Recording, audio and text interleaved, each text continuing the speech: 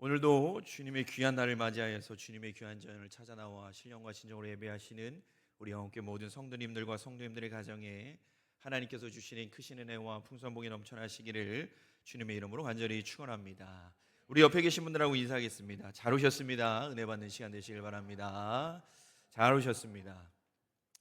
네, 오늘 찬양을 제가 개인적으로 굉장히 좋아하는 찬양인데요. 너무 이른 아침부터 귀한 찬양 함께 해주셔서 너무 감사드립니다. 저도 일부 예배를 이렇게 인도하면 목소리가 안 나오는데 고음이 나오시는군요. 네, 은혜로운 찬양 너무 감사합니다. 매주마다 아침에 8시부터 모이셔서 이렇게 귀한 찬양으로 섬겨주시는데 참 그때마다 은혜가 됩니다. 너무 감사드립니다. 오늘 우리 성도님들 교회에 오셨는데 교회 오실 때 어떻게 오셨습니까? 걸어오셨나요? 집이 가까우신 분들은 아마 걸어오시지 않을까 생각합니다. 또 집이 좀 멀리 계신 분들은 뭐 대중교통을 이용해서 버스나 지하철을 타고 오신 분들도 계실 겁니다. 하지만 오늘같이 추운 날은 내 차를 타고 와야죠. 내 차를 타고 오는 분들이 참 많을 겁니다.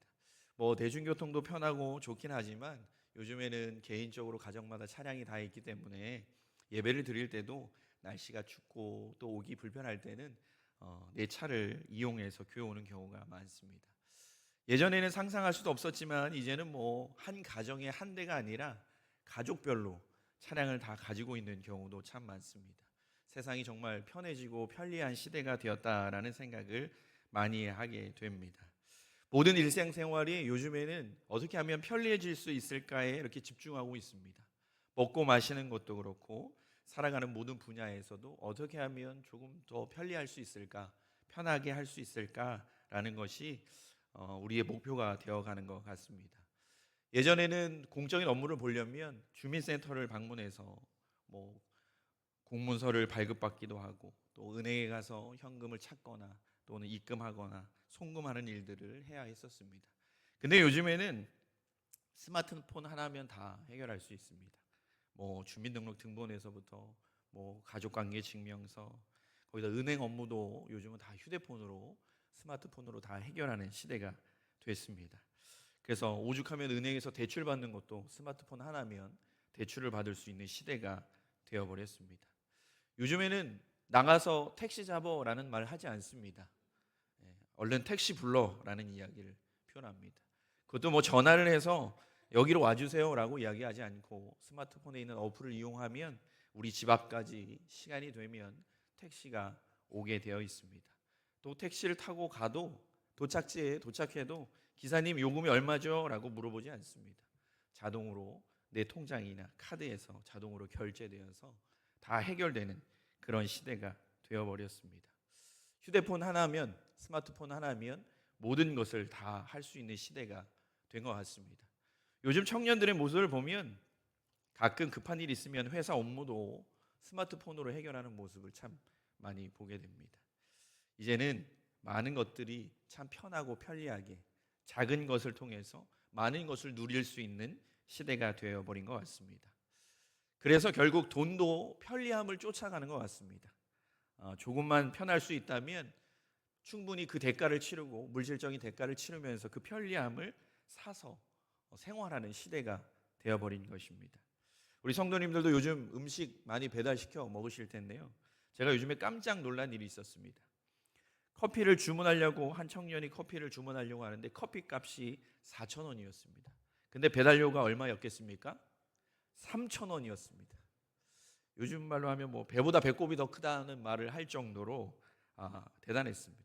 그럼에도 불구하고 4,000원짜리 커피를 마시기 위해서 배달료 3,000원을 감내해냅니다. 왜냐하면 추운 날씨에 카페까지 방문해서 거기까지 걸어가서 돈을 지불하고 커피를 받아서 또 마시거나 그걸 들고 오는 그 불편함을 이 3,000원이라는 그 금액으로 그 모든 것을 대체할 수 있기 때문에 그렇습니다. 요즘 쇼핑몰도 마찬가지입니다. 여러분들 많이 사용하는 그런 쇼핑몰도 보면 얼마나 편리한지 모릅니다. 저녁에 주문하면 다음날 새벽에 집 앞에 와 있습니다. 얼마나 빨리 배달을 하냐면 그 이름도 로켓 배송입니다. 얼마나 빨리 하면 로켓만큼 빨리 온다 그래서 로켓 배송이라고 이야기합니다. 많은 사람들이 이제는 내가 가진 돈을 가지고 편리함을 사는 것에 대해서 전혀 어색하지 않고 부담스러워하지 않습니다. 그러다 보니까 우리는 다 편리함에 빠져 있습니다. 편리함이면 무엇이든지 가능한 시대가 되었고, 편리하기만 하면 무엇이든지 다 좋은 것이라고 생각하는 시대가 되어버린 것입니다. 빠르고 편리할 수만 있다면 그것이 정답이다라고 착각하며 살아가는 세상이 되어버렸습니다. 세상 사람들은 이러한 편리함을 좋아합니다. 그리고 이미 이 편리함에 너무 익숙해졌고 더 편리한 방법, 더 빠른 방법을 찾기에 급급합니다. 하지만 우리의 삶에 있어서 절대 편리함이나 간편함에 익숙하지 말아야 할 부분도 분명히 존재합니다. 그것이 바로 우리에게 주어지는 영적인 부분입니다. 세상의 모든 것들이 빠르고 편리함을 쫓아가며 변화되지만 우리의 영적인 부분은 여전히 불편함을 선택할 수 있는 믿음이 우리 가운데 있어야 합니다. 왜냐하면 영적인 것들은 편리함이나 또는 간편함으로 정의될 수 없는 부분입니다. 또 영적인 것들은 빠르거나 느린 것으로 정의될 수 있는 부분도 아닙니다. 세상이 아무리 빠르게 변한다고 할지라도 우리는 영적인 부분만큼은 그렇게 빠르게 변하지 않기를 위해 노력해야 합니다. 세상이 빠르게 변한다고 해서 세상과 같이 우리가 믿고 의지하는 그 진리가 그렇게 변해서는 안 된다라는 겁니다. 그리고 그 변하지 않는 진리를 성경은 하나님의 말씀이다라고 우리에게 전해주고 있습니다. 변하지 않는 진리에 서는 성도님들이 되시기를 간절히 부탁을 드립니다. 그렇다고 해서 세상의 흐름에 따르지 말라라는 건 아닙니다. 세상의 변화에 흐름에 늦춰가며 살라라는 것도 아닙니다. 빠른 세상의 변화에 영적인 부분까지 편승하지 말고 조금은 불편해도 또 조금은 부담스러워도 우리는 영적인 변하지 않는 진리와 말씀을 선택할 수 있는 우리의 믿음이 필요하다라고 말씀드립니다. 이러한 영적인 선택 중에 가장 중요한 것, 그것이 바로 오늘 예배라고 말씀드리고 싶습니다. 예배의 자리를 지키고 성공하는 삶을 선택하는 것은 편리함과 또한 간편함을 위함이 아니라 여전히 조금은 불편하고 조금은 부담스러운 것을 선택하는 우리의 영적 선택인 것입니다. 그리스도인이라고 하면, 그리고 혹은 성도라고 얘기하면 예배에 참여하는 것은 너무나 당연한 것입니다. 예수 그리스도를 구주로 영접하고 고백하는 이들에게는 이 예배는 우리가 존재하는 목적이며 또한 목표입니다. 내가 하나님의 백성이라고 한다면, 내가 그리스도인이라고 한다면, 혹은 성도라고 말한다면 우리에게 예배는 선택의 사항이 아니라 필수적인 조건이 되는 것입니다. 예배에 참여하지 않는 사람을 우리는 기독교인 혹은 그리스도인이라고 말하지 않습니다. 주일이 되었는데 예배를 드리기 위해서 교회를 향하지 않는 사람들에게 우리는 성도라고 말하지 않습니다. 그들은 이미 예배에 참여하지 않음으로 말미암아 성도로서의 자격을 잃어버리게 된 것입니다. 다른 말로 표현하자면 예배는 성도를 만들어주는 기준과 같습니다. 예배를 드리는 자를 우리는 성도라고 표현하고 예배를 드리지 않는 자를 우리는 일반인이라고 이야기하는 것입니다. 오늘 우리가 봉독한 성경의 말씀, 바로 이 예배에 관한 말씀입니다. 그리고 오늘의 말씀의 제목을 진정한 예배자라고 정했습니다. 오늘 말씀의 내용을 간단히 살펴보겠습니다. 가인과 아벨은 하나님을 향한 제사를 드리게 되었고 두 사람이 하나님께 드린 제사는 지금의 예배와 같습니다. 먼저 가인의 땅의 소산물로 제물을 삼아서 하나님께 제사를 드렸다라고 말씀합니다. 그리고 동생인 아벨은 양의 첫 새끼와 그 기름을 하나님께 드렸다라고 말씀합니다. 그러나 두 명의 예배자 중에 하나님께서는 아벨의 제사는 받으셨지만 가인의 제사는 받지 않으셨다라고 말씀합니다. 가인은 자신의 예배를 받지 않으신 그 하나님에 대하여서 분하여서 안색이 변했습니다. 그러자 하나님께서는 선한 삶을 살아가라 라고 말씀하셨고, 이 분노는 멈추지 않고 자신의 동생을 불러서 돌로 쳐 죽이는 인류 최초의 살인 사건이 벌어지는 결과를, 참혹한 결과를 만들어내게 됩니다. 그리고 이 사건으로 인해서 하나님께서는 가인에게 저주를 내리셨고 가인은 평생 동안 유리하며 사는 삶을 살게 되었다라고 오늘 말씀은 마무리되어집니다. 오늘 말씀에서 우리가 집중하고 싶은 것은 예배에 성공하는 자와 예배에 실패하는 자, 이 두 모습의 예배자의 모습입니다. 그리고 오늘 우리는 이 말씀을 통해서 우리가 어떻게 하면 예배에 실패하는 자가 아니고 성공하는 자가 될 수 있을까? 그것을 깨닫는 시간이 되길 소망합니다. 우리 모두가 예배에 성공하는 자가 되기를 간절히 부탁을 드립니다. 그래야 해서 예배의 성공으로 말미암아 우리의 인생이 성공되어지는 복된 아름다운 역사를 경험하며 살아가시기를 간절히 부탁을 드립니다. 그렇다면 진정한 예배의 성공자의 모습은 어떤 모습일까? 첫째로 오늘 말씀은 진정한 예배의 성공은 하나님이 주인 되는 예배다라고 말씀합니다. 오늘 말씀 4절의 말씀을 보겠습니다. 여호와께서 아벨과 그의 제물은 받으셨으나 가인과 그의 제물은 받지 아니하신지라 라고 말씀합니다. 앞에서 말씀드린 것처럼 하나님께서는 가인의 제사는 받지 않으셨습니다. 그리고 아벨의 제사만 받으셨습니다. 왜 그러셨을까? 우리의 궁금증은 여기서부터 시작합니다. 왜 하나님께서 아벨의 제사는 받으셨고 가인의 제사는 받지 않으셨을까? 성경을 보면 가인은 땅의 소산으로 하나님께 드렸고, 그러니까 곡식을 통해서 하나님께 제사를 드렸다라는 뜻입니다. 아벨은 양의 첫 새끼와 그 기름으로 하나님께 제사를 드렸다라고 성경은 말씀합니다. 그러면 하나님께서는 가인이 드린 땅의 소산물, 그러니까 곡식은 별로 좋아하지 않으셨고 아벨이 드린 양의 첫 새끼와 기름을 좋아하셔서 그래서 그 제사를 받으셨을까라고 생각할 수 있습니다. 근데 성경은 당연히 그 제물의 중요성에 대해서는 말씀하지 않습니다. 왜 하나님께서 가인의 제사는 받지 않으셨고 아벨의 제사는 받으셨을까? 우리는 궁금합니다. 하지만 여기에서 우리가 집중해야 될 부분은 두 제사를 받고 안 받고의 그 문제가 아니라 하나님께서 제사를 받고 안 받고를 결정하셨다라는 것입니다. 다시 한번 말하자면 결국 그 제사를 받으심과 받지 않으심의 그 중심에는 하나님이 계시다라는 것이 오늘 성경이 우리에게 전해주는 가장 중요한 핵심입니다. 인간의 눈으로는 보이진 않지만 이 영적인 예배의 성공과 실패를 결정하시는 분, 그 분은 곧 하나님이시다라고 우리에게 말씀해 줍니다. 예배는 하나님을 위한 행위입니다. 그렇게 예배는 철저하게 하나님 중심이어야 되고 하나님이 주인이 되어지는 그러한 예배가 되어야 합니다. 우리가 가장 읽기 싫어하는 책 중에 레위기서가 있습니다. 성경 말씀 중에 가장 딱딱하고 어려운 말씀, 레위기서 1장에 보면 하나님께 번제를 드리기 위한 방법을 아주 세세하게 설명해 주고 있습니다. 번제는 우리가 잘 알고 있는 것처럼 제물을 불에 태워서 하나님께 드리는 제사 방법입니다. 번제를 위해서는 제사를 지내려는 자가 흠없는 그러한 제물을 가지고 제사장 앞에 옵니다. 그러면 제사장은 제물과 그 제물을 바치는 자의 양쪽에 손을 얹어서 안수기도함으로 말미암아 그 사람이 지은 죄를 이 제물에게 전가시키게 됩니다. 그리고 그 제물을 잡고 그 제물의 피를 가져다가 그 회막문 앞에 사방에 제단에 뿌리게 됩니다.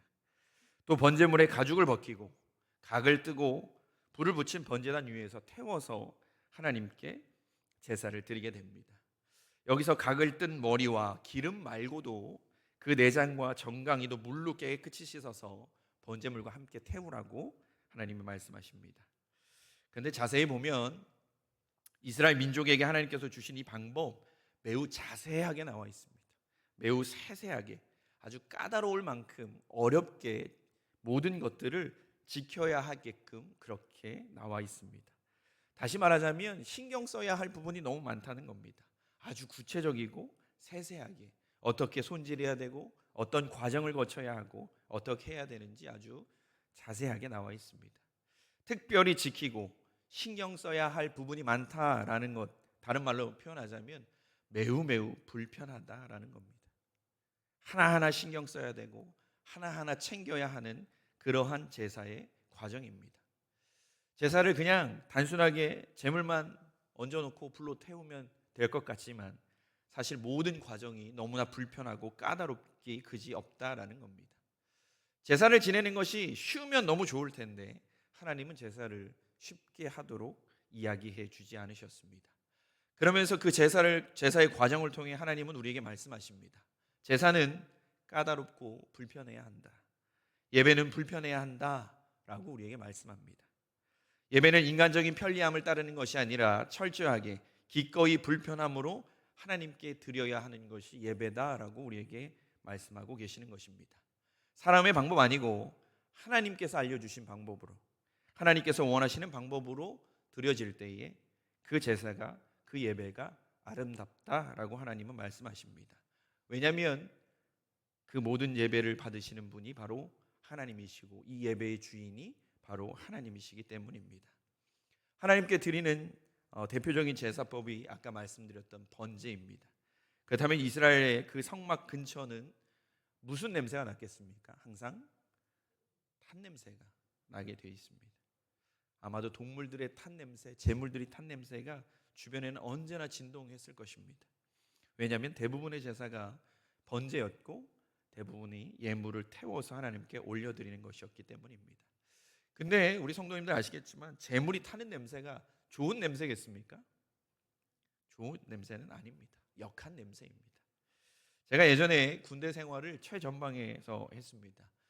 파주에 있는 JSA 옆에서 군 생활을 했었는데요. 그때는 작전을 하는 작전로라고 해서 작전 길이 있습니다. 근데 여름이 되면 이제 많은 유실물들이 빗물에 떠내려 오게 되고 그 중에는 지뢰도 참 많이 있었습니다. 근데 어느 날 상관이 저희를 집합시켰고 불러 모았습니다. 이유는 엄청나게 큰 전방에서만 볼 수 있는 대형 멧돼지가 지뢰를 밟았습니다. 그 모습이 참 참혹했습니다. 이제 큰 지뢰를 밟다 보니까 앞 다리도 이제 다 잘려져 나가고 앞에 턱도 나가고, 근데 참 그 멧돼지의 생명력이라는 게 대단했습니다. 그랬는데도 살아서 막 이렇게 조금씩 움직이면서 결국에는 군인들이 작전하는 그 작전 길에 이렇게 있었습니다. 그런데 이제 작전을 해야 되니까 그 지휘관이 그 멧돼지를 빨리 치우라고 이야기했습니다. 그곳에 오랫동안 그 사체가 있게 되면 썩게 되고 많은 독수리나 동물들이 모여들기 때문에 작전에 방해가 되기서 치워야 한다라고 이야기를 했습니다. 그래서 힘들게 병사들이 가서 그걸 들고 이제 죽은 후에 사체를 들고 옮겼습니다. 그랬더니 그곳에도 사체가 오랫동안 있으면 안 되니까 불로 태워야 한다라고 해서 태우는 작업을 했었던 적이 있었습니다. 태우면서 잘 타지도 않습니다. 근데 냄새가 정말 제가 살아오면서 참 맡아보기 힘든 그런 아주 역한 냄새가 한참 동안 났습니다. 그리고 하루 동안 끊임없이 나무를 갖다가 그곳에 공급하면서 불이 꺼지지 않도록 하는 작업들을 했었던 적이 있었습니다. 그 냄새가 나면 주변에 있었던 수없이 많은 새들이나 또는 다른 동물들이 멀찌감치 다 이동을 하게 됩니다. 그 냄새가 얼마나 역했는지 또 사람들도 가까이 가지 않으려고 합니다. 짐승이 타면 그 냄새가 참 좋지 않습니다. 아니 사실 안 좋은 냄새가 아니라 가까이 하고 싶지도 않고 역한 냄새가 나게 됩니다. 오늘 성경에 나오는 번제의 과정에도 당연히 동물들을 번제물로 태웠을 것입니다. 그러면 아주 역하고 맡기 힘든 냄새들이 언제나 그 가운데 가득했을 것입니다.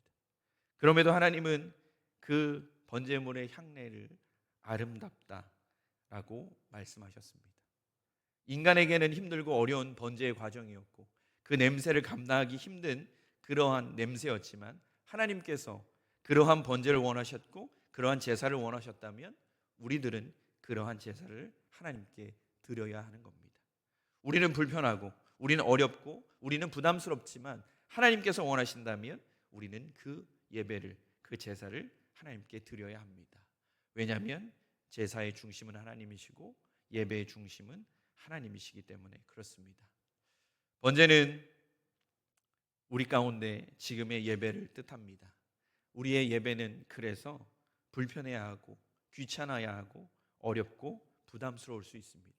하지만 하나님께서는 그것이 아름다운 향기라고 말씀하시고 우리의 불편함은 하나님을 향한 우리의 헌신이며 섬김이라고 이야기하십니다. 그래서 예배는 더욱더 하나님 중심이기 때문에 우리가 바라볼 때는 불편할 수 있고 우리가 바라볼 때는 어려울 수 있습니다. 부담스러울 수 있습니다. 그럼에도 우리는 이 예배가 하나님의 것이고 하나님이 주인이시라면 우리는 그것을 감내해야 하는 것입니다. 9시에 우리의 일부 예배가 있습니다. 그런데 이 일부 예배를 섬기기 위해서 우리는 아침 일찍 찬양대로 예배를 섬기는 안내위원으로, 헌금위원으로 이 자리에 나와 섬깁니다. 이것은 인간적인 모습으로 보면 너무나 불편하고 귀찮고 부담스러울 수 있는 부분입니다. 그럼에도 이 예배는 나의 것이 아니라 하나님의 것이기에 우리는 여전히 섬길 수 있고 하나님 앞에 나올 수 있는 것입니다. 그런데 언젠가부터 사람들은 예배의 중심을 하나님으로부터 사람에게로 빼어서 오려고 노력하는 모습을 보게 됩니다. 그래서 예배 드릴 때 예배의 좌석도 편안해야 되고, 음향도 듣기 좋아야 하고, 조명도 눈에 편안한 조명이어야 한다라고 이야기합니다. 앞에 영상 시스템도 좋아야 하고, 모든 예배의 중심이 하나님이 아니라 예배에 참여하고 있는 인간들 중심으로, 사람들 중심으로 변화되어지고 있다라는 생각을 하게 됩니다. 하나님을 위한 예배가 아니라 사람들이 참여하기 편리한 그런 예배가 되어가고 있는 것입니다. 예배를 더욱 은혜롭게 드리기 위한 필요 조건이라면 정말 좋은 것입니다. 그런데 이러한 것들이 하나님 중심적인 예배에서 인간 중심적인 예배로 바꾸려는 노력이나 시도가 되어서는 안 된다라는 것을 우리에게 말씀해 주십니다. 얼마 전에 제가 신문 기사를 보다가 깜짝 놀랐습니다. 기존에 신앙생활을 하던 성도가 새롭게 교회를 이동하게 되었을 때 새로운 교회를 선택하는 가장 큰 기준이 무엇입니까? 라고 질문하는 그 답변에 첫 번째 조건이 무엇이라고 나왔는지 아십니까? 저는 은혜로운 말씀 혹은 아주 좋은 성도들의 사랑스러운 분위기, 이런 걸 줄 알았습니다. 그런데 1위가 교회의 편의시설 여부라고 설문에 답변을 했다고 합니다. 우리가 언제부터 교회에 편하려고 교회를 나왔습니까? 우리가 언제부터 예배 드릴 때 편한 거, 편리한 거, 간편한 거, 그런 것들을 바라보면서 예배에 나왔습니까? 우리가 언제부터 교회를 찾아 나와, 예배당에 찾아 나와 예배할 때 어떻게 예배할 때 편할 수 있을까? 편의시설이 얼마나 많을까? 카페는 딸려 있나? 혹은 앉을 수 있는 편의시설, 쉴 수 있는 휴게실은 얼마나 있나? 우리가 언제부터 이런 걸 확인하고 따지며 예배의 자리에 나와 예배를 드렸습니까? 어느새 우리는 우리의 예배의 우선순위가 하나님이 아니라 우리가 되었고 우리의 편리함이 되어버렸습니다. 우리가 언제부터 의자에 앉아서 예배하고 기도했겠습니까? 우리가 언제부터 차량 운행이 되지 않으면 교회에 나와서 예배하지 못하는 사람이 되었습니까?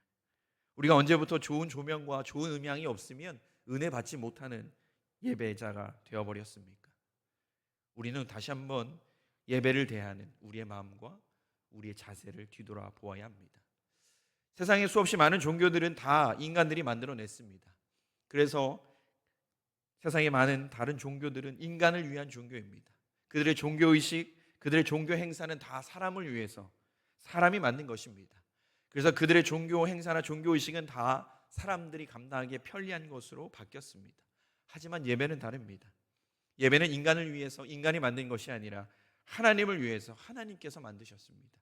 그래서 인간 중심적인 것이 아니라 인간의 불편함과 인간의 여러 가지 귀찮음과 여러 가지 힘든 모든 요소들이 이 예배 가운데는 있는 것입니다.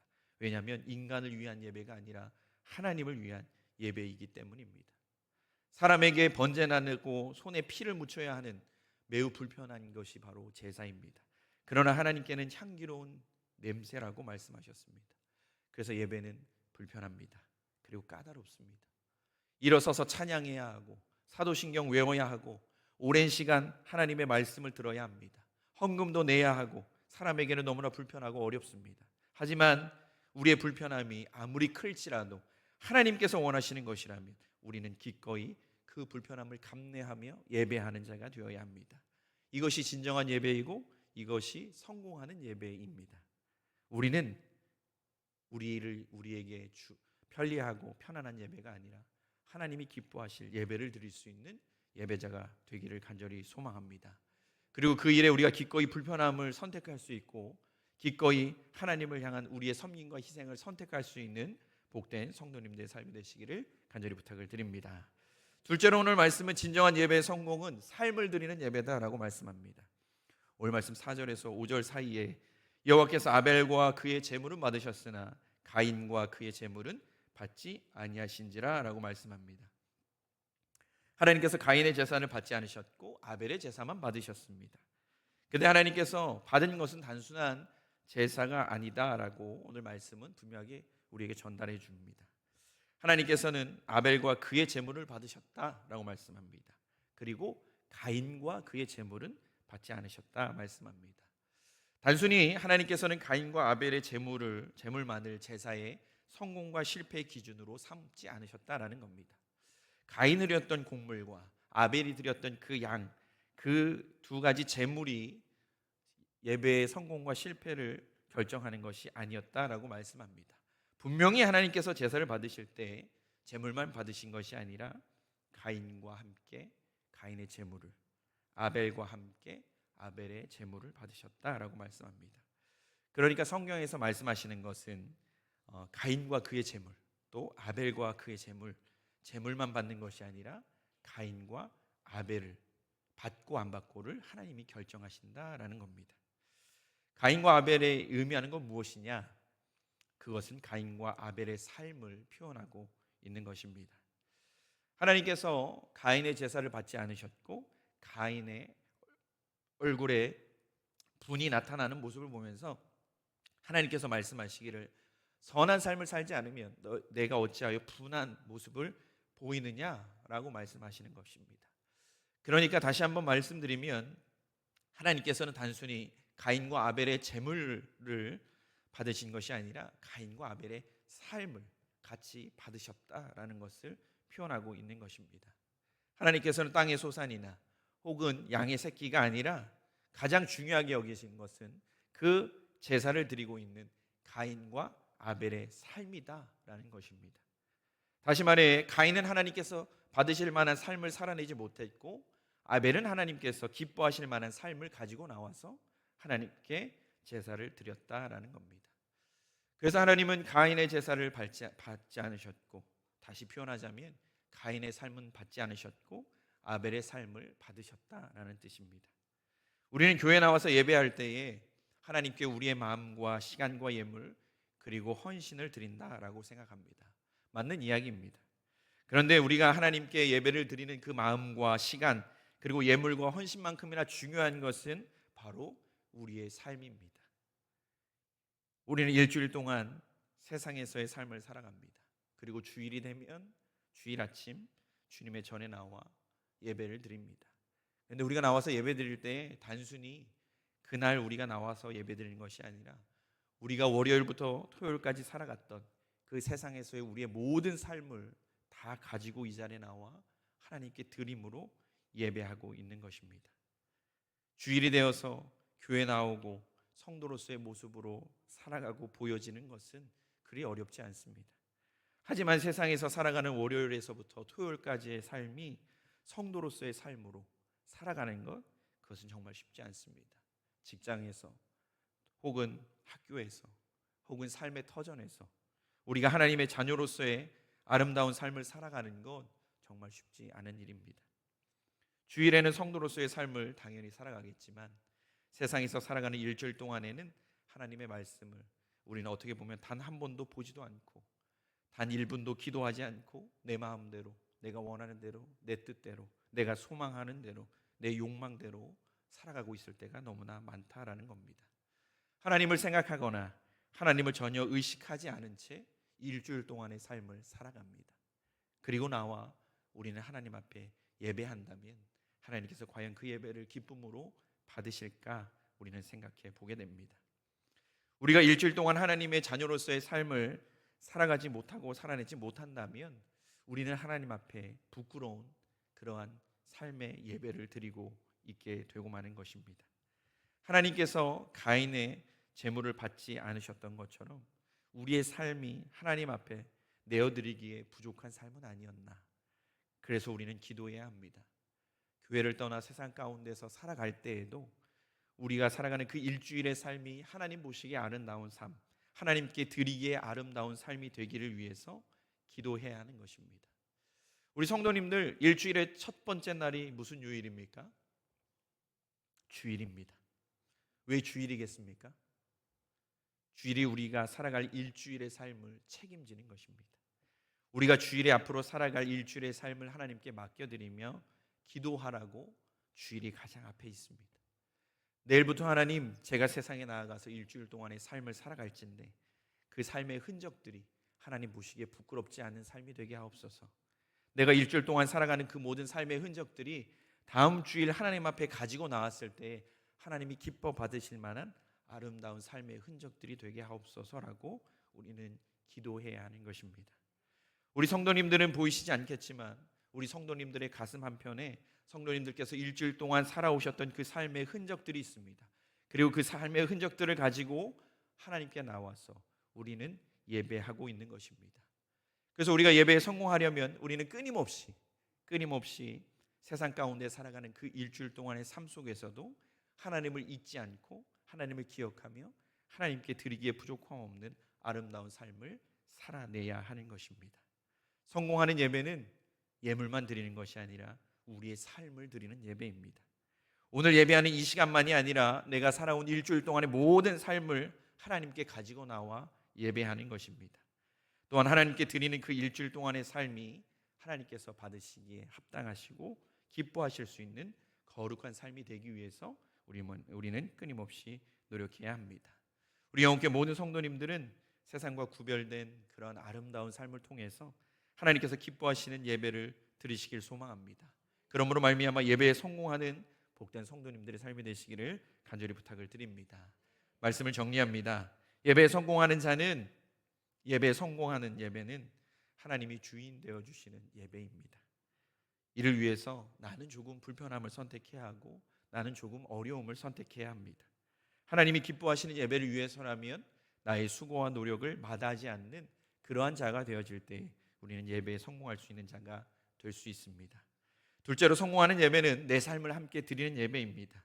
내가 세상에서 살아왔던 그 일주일 동안의 삶이 세상과 구별된 거룩한 삶을 살기 위해서 노력할 수 있는 우리가 되어야 합니다.